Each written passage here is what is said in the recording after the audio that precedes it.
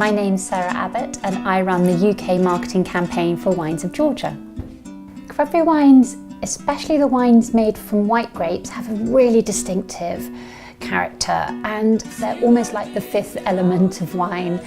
They are not like full-bodied white wines, but also they're not like lighter-bodied red wines.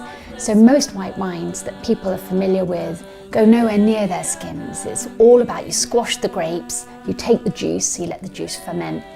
The way qvevri wines taste when they're made from white grapes is they have a certain aroma, which is perhaps marigold, apricots, herbs, and it's a different characteristic of fruitiness. It's more of a sort of grown-up fruitiness.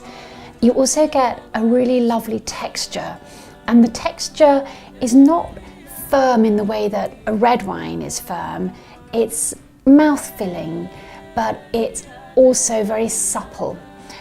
But you also keep the freshness and the brightness and the lightness of touch of a white wine.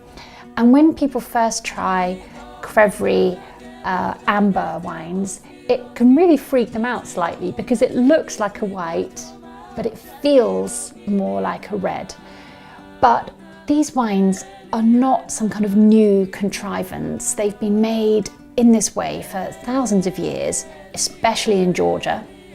But not just in Georgia, it's actually a wine style that has a very long history, but Georgia is really the daddy, it's the homeland of the style.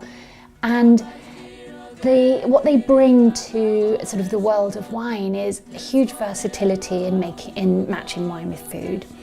And they also bring a kind of like a connection with a way of thinking about wine and food that's deeply linked to land, to tradition, and to a kind of a continuity of that human interaction with a place and wanting to just make something delicious to drink. And also, when you do work with qvevri wines, you can, if you know what you're doing, you can work in a more low intervention way. So typically, this wine, for example, has much lower levels of sulfites than a conventional dry white wine, and that's another source of their appeal.